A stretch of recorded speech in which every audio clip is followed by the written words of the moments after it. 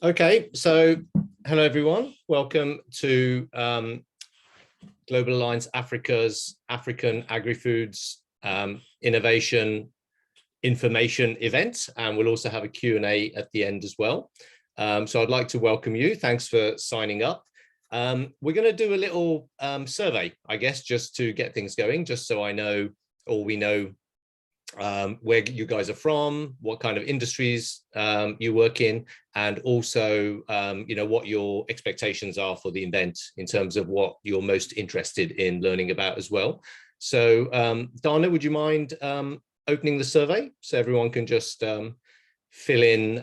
It's just 3 questions, and it's just for us to kind of gauge who's attending and get a bit more info about you.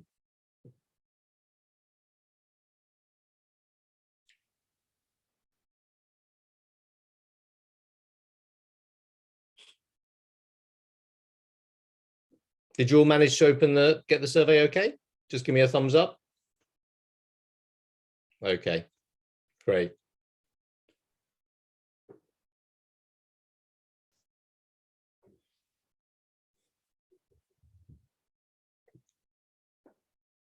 So I can see we have people from Kenya and from the UK.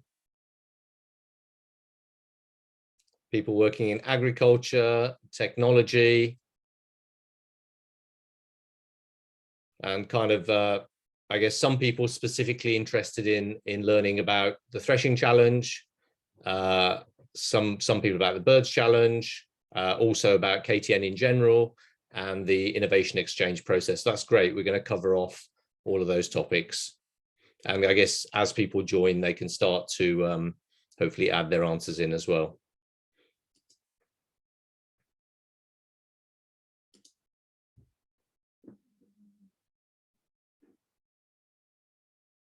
Okay, so let's start.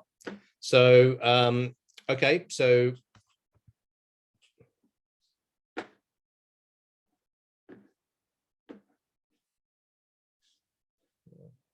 okay. So my name's Baba Javed. I work for the Knowledge Transfer Network in our Global Alliance Africa project. And here's our agenda for today. First, I'll give you a little introduction to Innovate UK Knowledge Transfer Network. Then we'll quickly run through the Global Alliance Africa program, of which this project is a part. Then I'll tell you about the innovation exchange process, which is it's a proprietary process developed by KTN that we've been running for several years very successfully across the world. And then more specifically, hopefully what you're most interested in finding out about, we have 2 open innovation challenges. The first one is to do with birds. Second one is to do with grain, and you may be interested in one or both of those.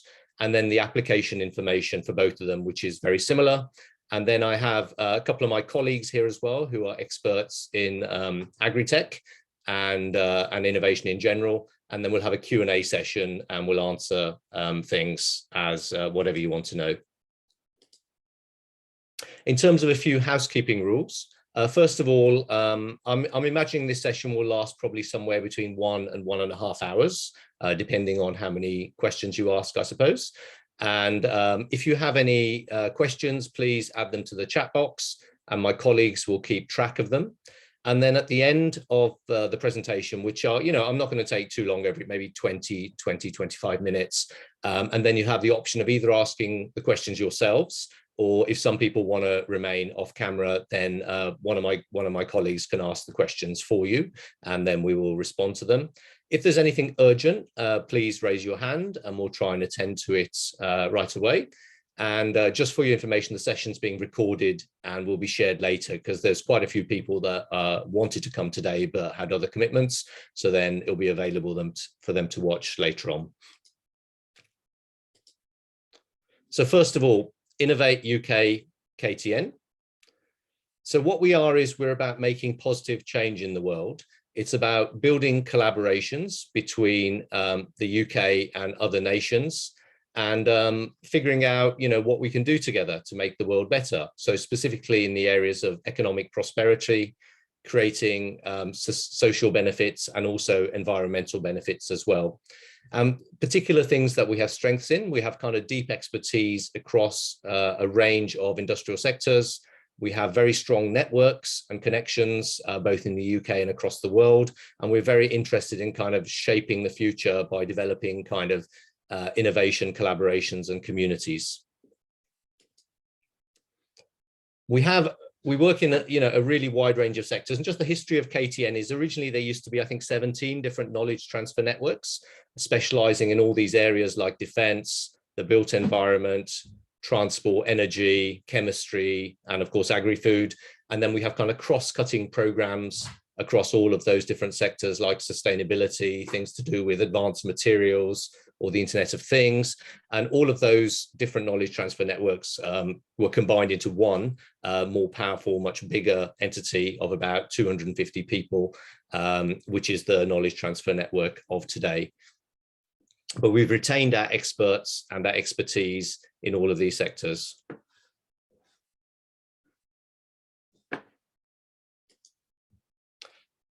We work in a range of countries.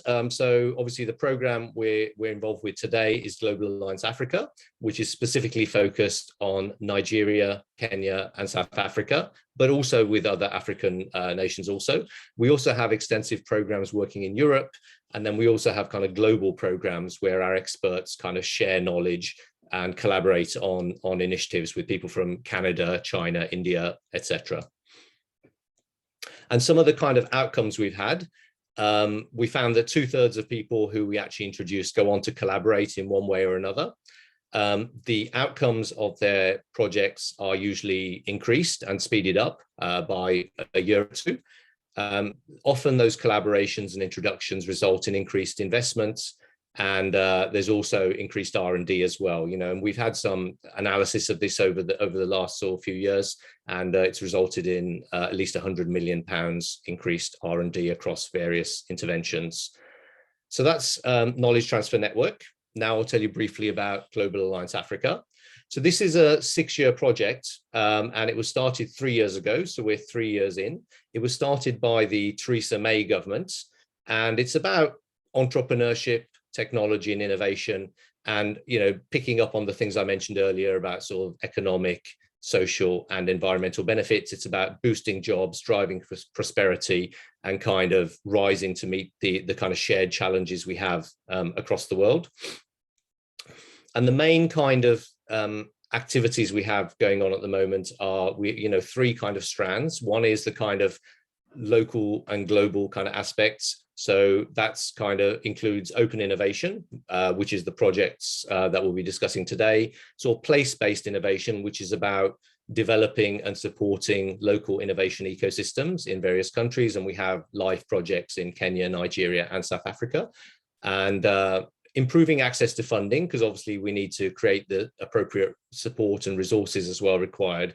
And so this is about collaborative R&D funding, which we help to put together. And we have various kind of funding opportunities, which you can find out more about on our website.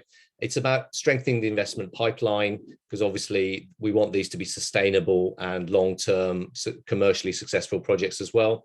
And then the third area is kind of joining up the dots in effect, which we think of as kind of connected innovation. And we have a bunch of global innovation networks across various sectors. We have sort of deep expertise in these areas mentioned and others. So these include manufacturing and materials, transport and mobility, agri-food, health, climate technologies, and the digital economy, and many other areas as well, as shown to you previously. So what is the Innovation Exchange? I think some of you may be familiar with it, but for those who aren't, I'll just give you a little brief explanation. So basically, every company has different kinds of technical challenges. And they for whatever reason, they're finding it difficult to find solutions within their usual supply chains or within their usual territories. And we know that there's all kinds of other innovative solutions across the world, in different sectors, in different countries. And what we try and do is to put together the companies with the technical challenges with people who have potential solutions.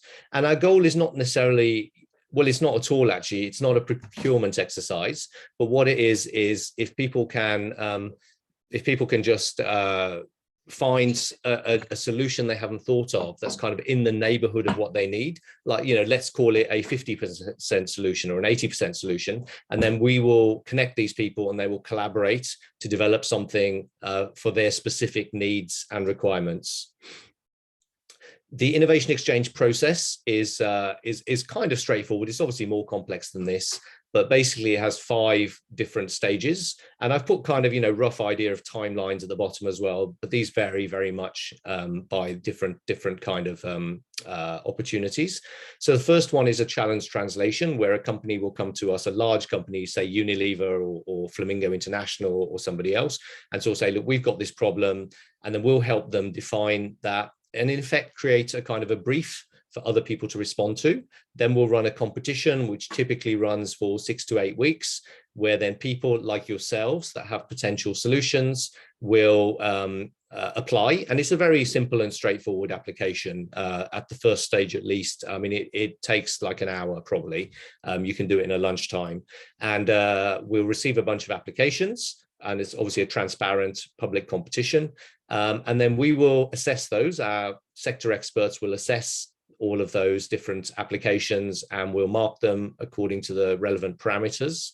And then we will submit that to the challenge holder, i.e. someone like Unilever, Flamingo International, etc.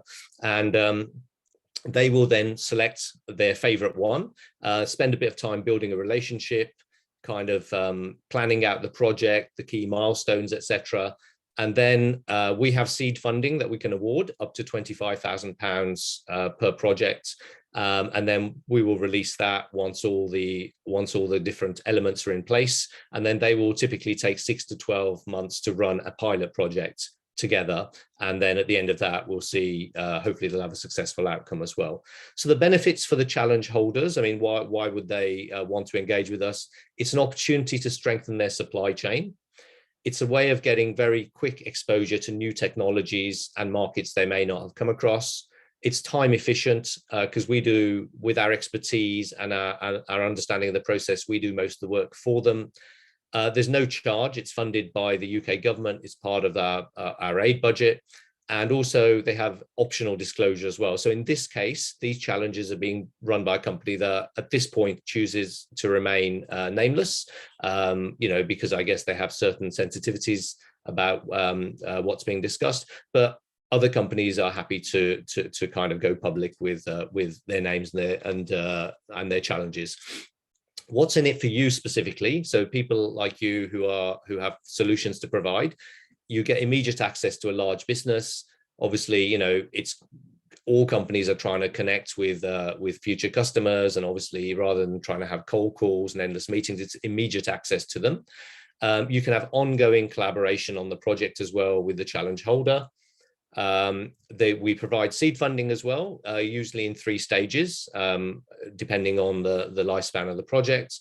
We provide pitching and development support as well, as much as you need. So in terms of just helping you kind of get your proposition together and ensure that your collaboration runs smoothly. And it's a way of raising your profile as well. So obviously it'll be promoted across KTN networks, and also you'll be able to invited to attend and present at our events, either nationally or internationally. So what kind of challenges have we done? Some of you may be familiar already. As I mentioned, in Kenya, we've recently done a couple of projects with Flamingo Horticulture. One was about pest control, one was about pest detection. So we have winners for those, and they're just going through the final kind of, planning processes. The WE Centre, also in Kenya, which stands for Waste, Electronic and Electrical Exchange. So they wanted solutions for cathode ray tube recycling. And then Unilever in South Africa also asked them to help them with a couple of challenges. One was to do with plastic reuse and refill and recycling for online retail customers, and one was for small traders. So we have winners already for the traders one, and the online one is being assessed at the moment by Unilever. So this year, as you know, two challenges that are already live, the ones we're discussing today, and then we're also in discussions with other companies in Nigeria and South Africa. Okay, so the first one, so I'm not going to run through these in too much detail. I mean, all the information is on the website, so you can go through that at leisure, but I'll just run through some of the key points, and obviously, we'll have a Q&A following that as well. So in terms of the background to this challenge, I mean, damage to crops by birds is an enormous challenge in Africa and in other countries, in other sort of continents and countries as well. As the birds migrate across the country, they often find suitable food sources in farm crops, and then they end up staying there and eating up most of the crops.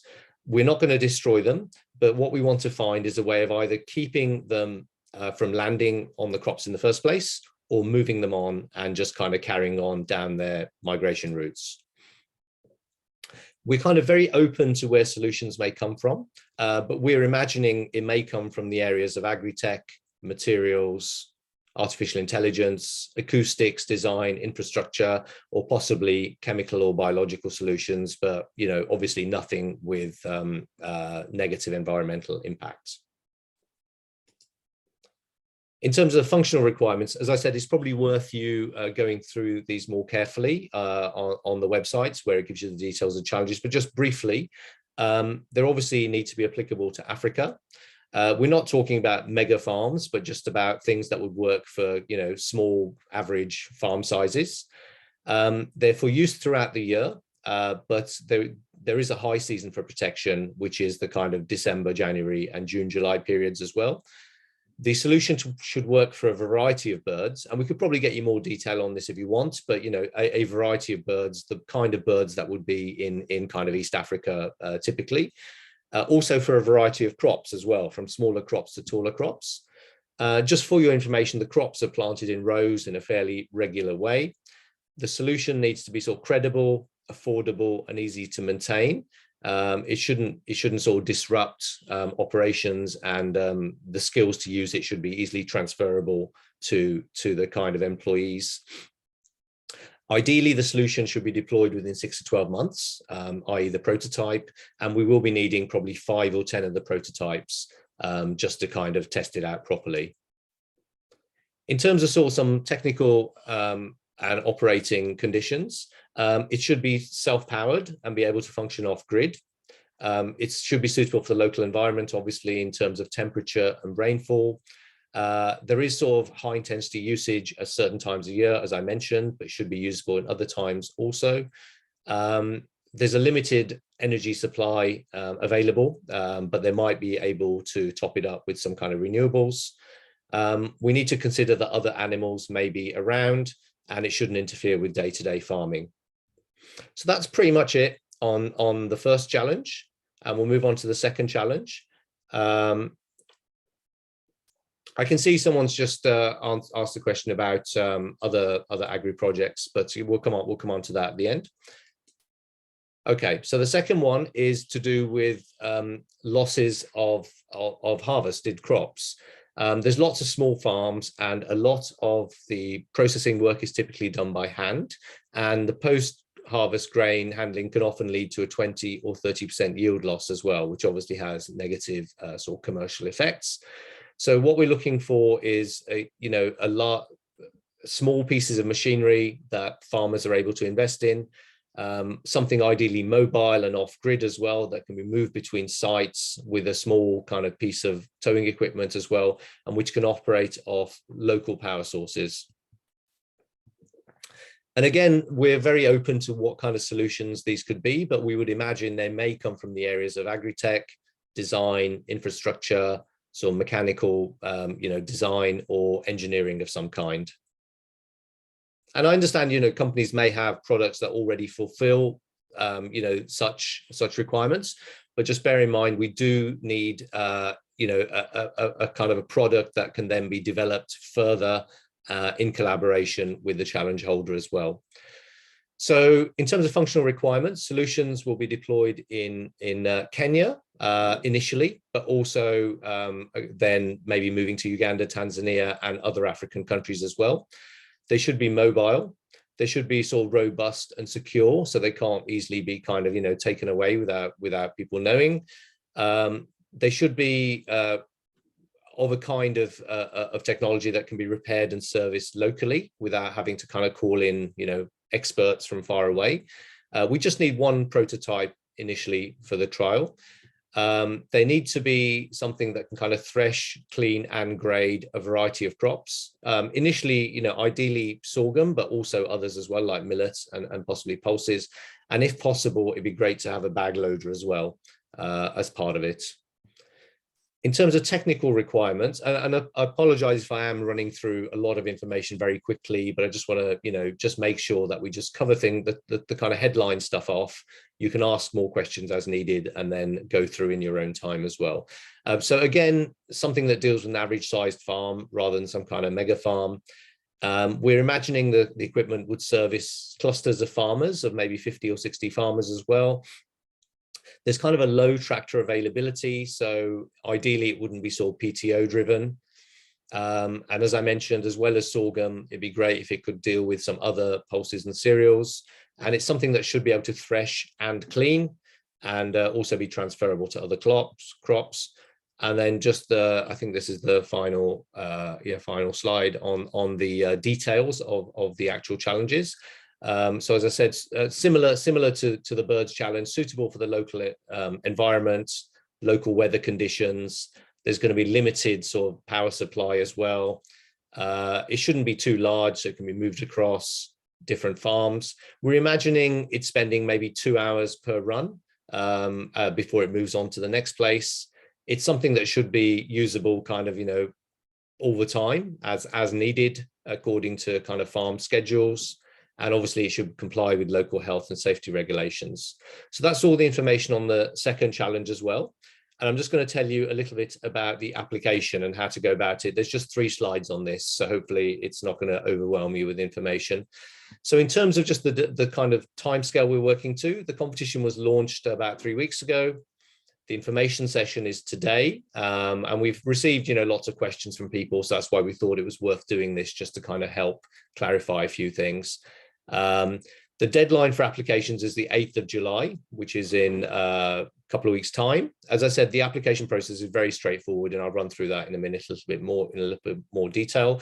We're hoping to assess and select the finalists and let them know by the end of July. Then we'll set a pitch day with the challenge holder, which will probably be towards the end of August. And then, you'll have a couple of months, 2-3 months to work on it, and then hopefully be able to deploy and run the prototype or pilot projects in 6 to 12 months. In terms of eligibility, it's pretty broad. So it could be an established business, a startup, SME, individual entrepreneurs or academics, and we've had challenge winners from all of these areas. You can either apply yourself, or there can be a collaborative solution. And one organization, whether it's an industrial partner or an academic partner, will need to be the lead organization to register the application, but you can collaborate with other partners. And, we're going to give priority to solution providers from Kenya, Nigeria, and South Africa. However, we've had many winners from the UK as well. So any innovative solutions from the UK and other countries are also welcome.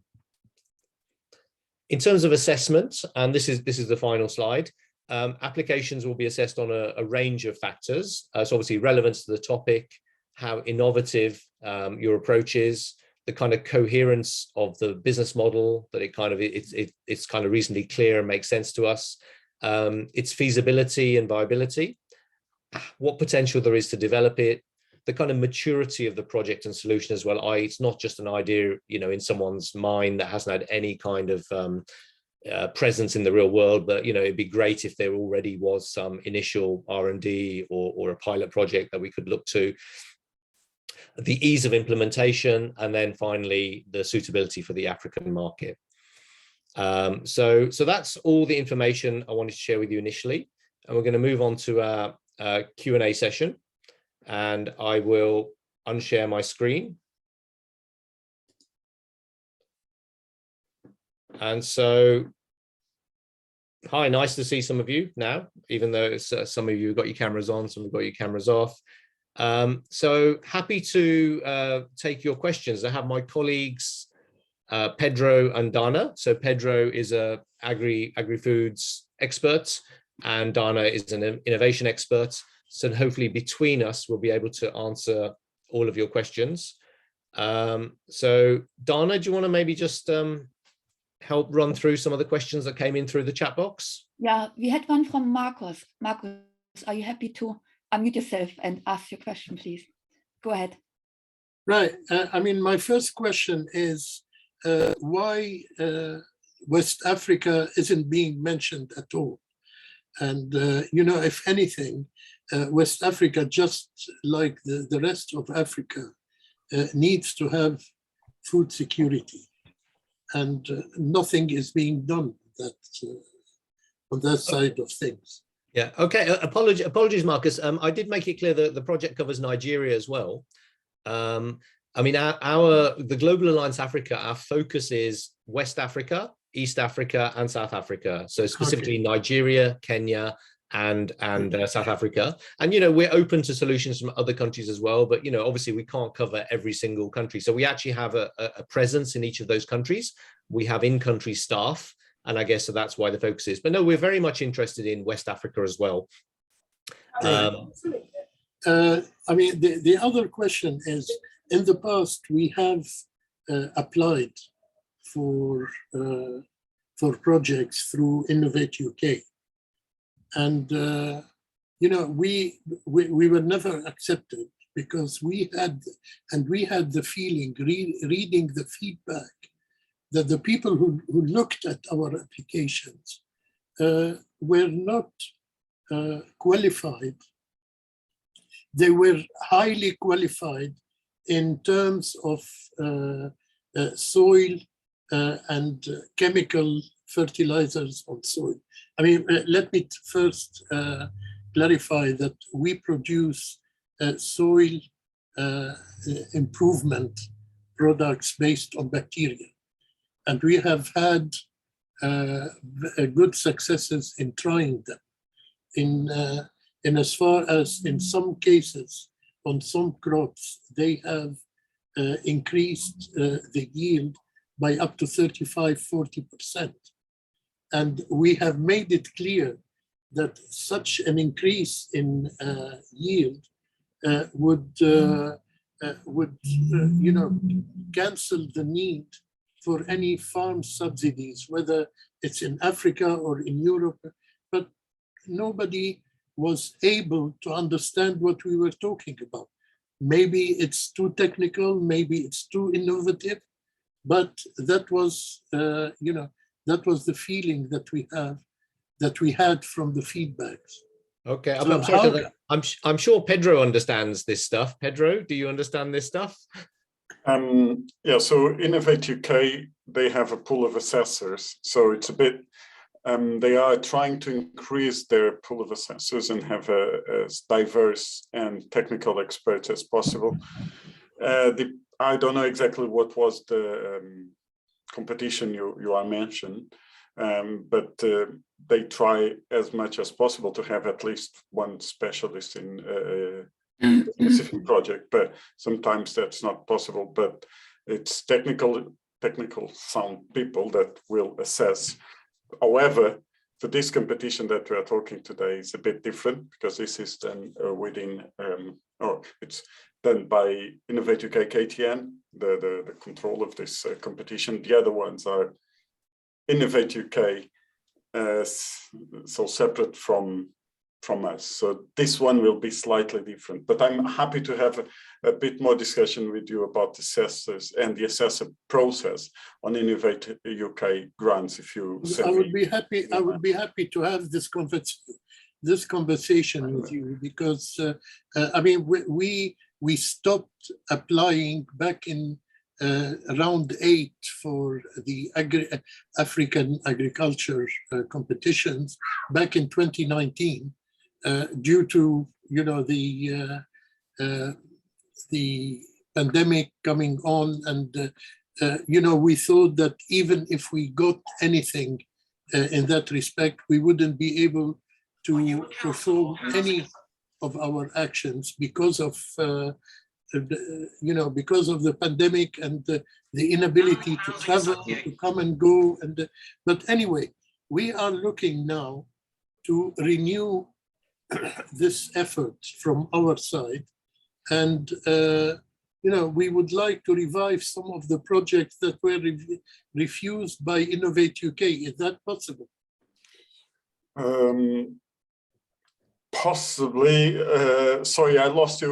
I lost a bit my sound there. But what I will do is I will drop a private message for you with my contact, and we can check those projects. And also, I guess for those Innovate UK projects, we offer a service for free that is reviewing your application and trying to push it to make it as better as we can. So. So that's always a possibility. For Innovate UK projects, we can actually give you feedback on this particular one. No, because we are running it. So there would be a conflict of interest if we also give feedback to the application. Yeah, I can send you our applications of the time. And, any comments will be welcome to improve our rendering. Yeah. Okay. So okay, Marcus. So so if you could, Pedro will discuss this with you separately. As you mentioned, also we are, a kind of a very specific project within, within Knowledge Transfer Network, which is part of Innovate UK, Global Alliance Africa.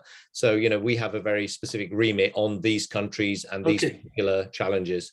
So Dana, what was the next question, please? Yeah, we have one from Rebecca. I don't know, Rebecca, if you are happy to come on screen and ask the question yourself. There you are. If you unmute yourself, Rebecca, and then. Hi, yes. It was just a very quick question. Is this call very much focused on purely physical solutions, or would a digital solution, or in terms of facilitating maybe prediction or in terms of the bird issue, be an acceptable aspect to look at? Is that the one you're more interested in, the bird one?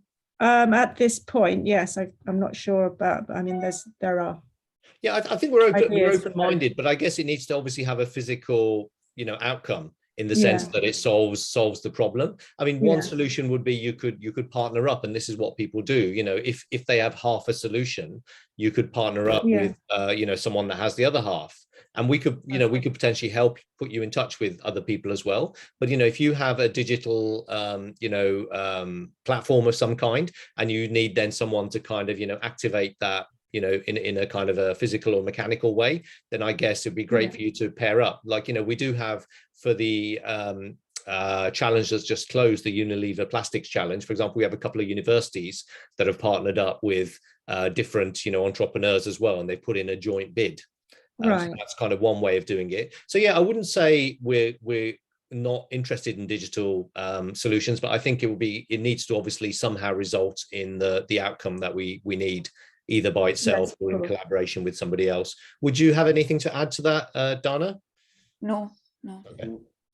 Okay, that's great. So yes, it would be useful if maybe we have an email conversation later about potential collaborations. Okay, that'd be fantastic. I'll drop you a line later. All right, thank you.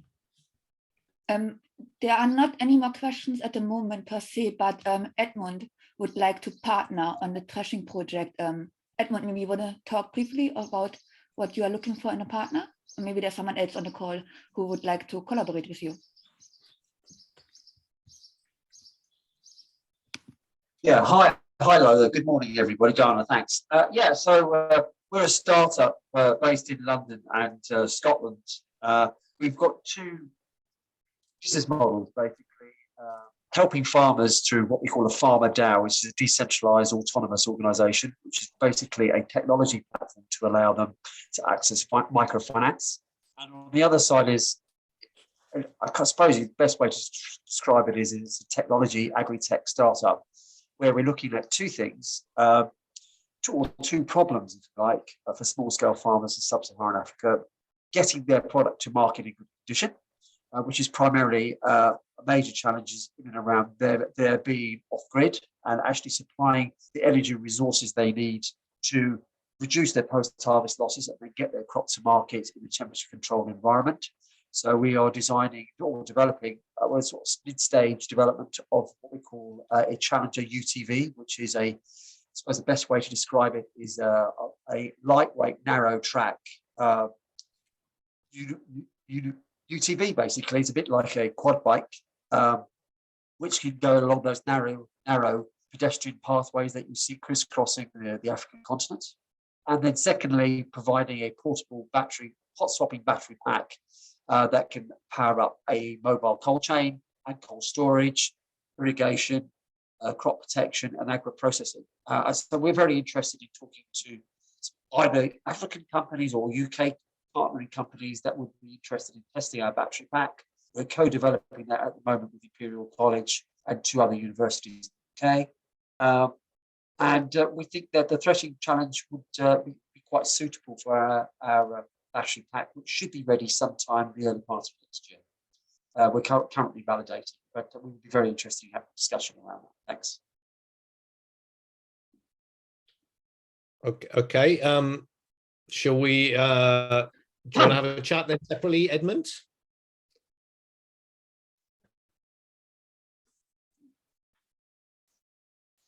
Sorry, I just missed that. Sorry, what was that? No, I was saying, okay. I mean, yeah. So probably it's worth having a chat about that separately. So shall I send you an email and we can have a little chat? Absolutely, we look forward to that. Thanks. Okay, great.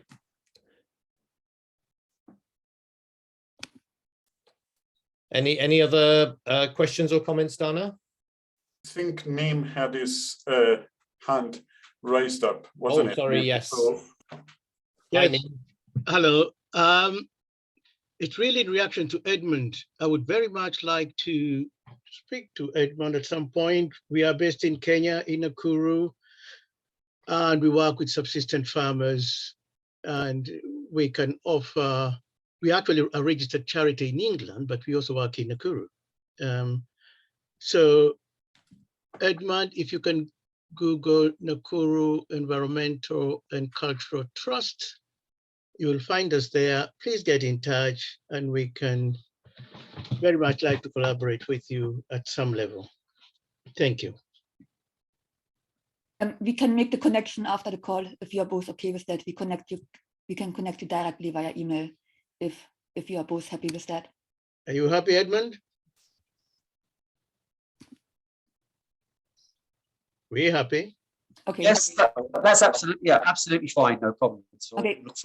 I take a note and we'll make that connection offline. Thank you. Anything else to mention, Dana? No question, I think. There's one from, I'm really sorry if I mispronounce your name, Fulasade? You made a comment in the chat box about lack of energy and some solutions you might have, or you're interested in partnering. I don't know if you want to unmute yourself and mention anything shortly. Okay, thank you very much for this meeting. It's been interesting hearing people talk about their different projects. I'm Folashade Downsey from Nigeria. I'm an academic staff at the Federal University of Technology, Akure, in Computer Engineering Department. So we in our lab, we work on smart energy systems. So we have actually designed some things to help farmers, to give them e-mobility, because one of the major things we noticed that, yes, these farmers have some solutions, but then energy is the major, go between that actually prevents them from getting optimal result, and also for even when they want to thresh, they need energy. If they want to find solutions to birds, energy is needed, because if it's not energy, then it has to be manual. That means there has to be somebody there all the time. So in all the solutions, I believe that energy is fundamental, and I am willing to collaborate with anyone that is interested in smart energy solutions, in which we're going to get PV cells, which is PV system, which is actually Nigeria is abundant of sunlight to the solutions that might be brought on board. So if anybody wants to partner with me, I'm open for partnership. So that's it. Okay, that's fantastic. I mean, I wonder, would it be worth speaking to Edmund as well? I mean, did that sound like an interesting approach to you? Yes, definitely. It's okay. It's a very interesting one.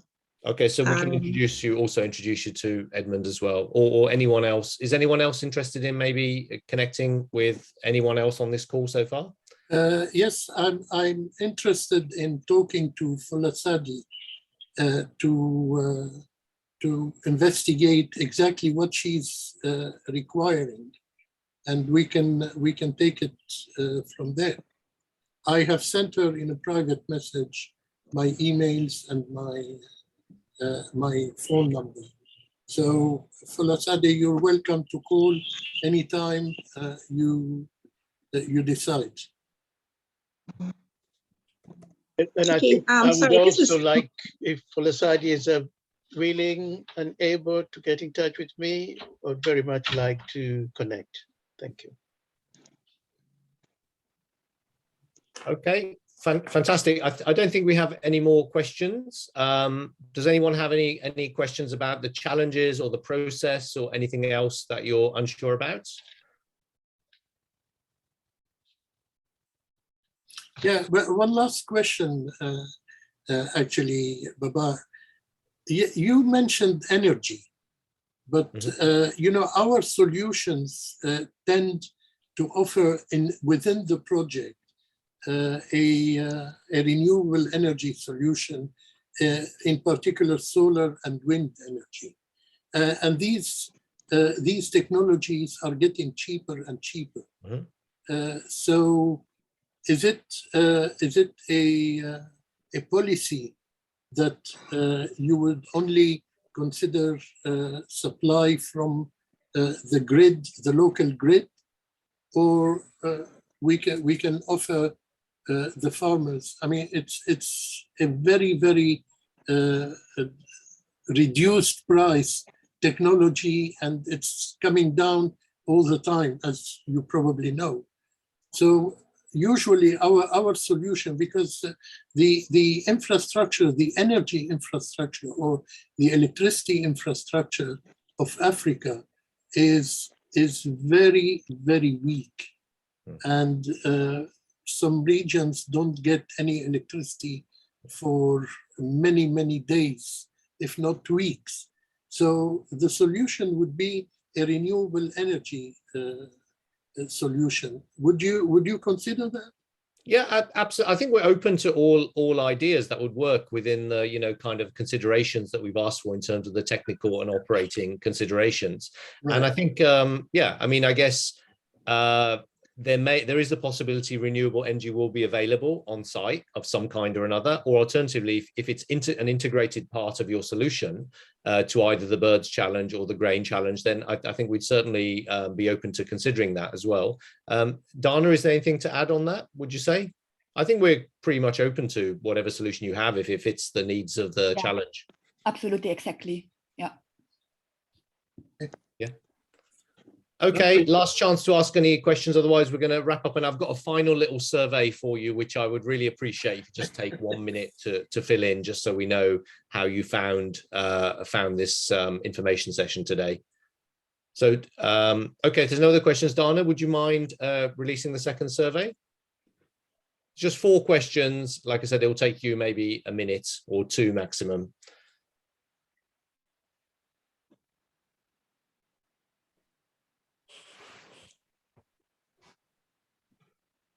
And we have your contact details. So based on the discussions we've just had, obviously we'll connect with the appropriate people or connect you together if you need each other's contact details.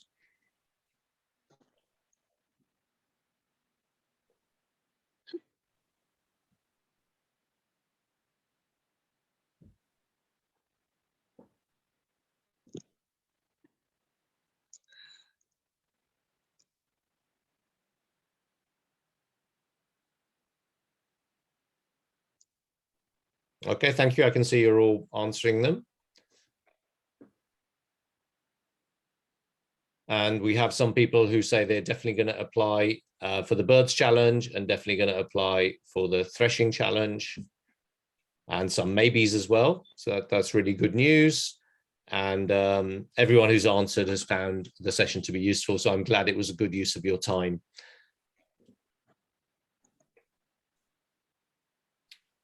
Okay, well, I'm just going to say thank you everyone for attending. Obviously, if you have any further questions, feel free to follow up with us, and we'll be in touch also as well with the people who wanted some further information on various things. Is there anything to add, Dana or Pedro? No, Barbara, I think it's all. I guess good luck for everyone that is going to apply. I don't know if you have anything to add, Dana. Not from my side. I think the people who said maybe if you would like to know more or have a offline chat with us, please reach out and we can follow up with you offline. Okay, great. Thank you very much, everyone. Hope you have a great day and look forward to seeing your application soon.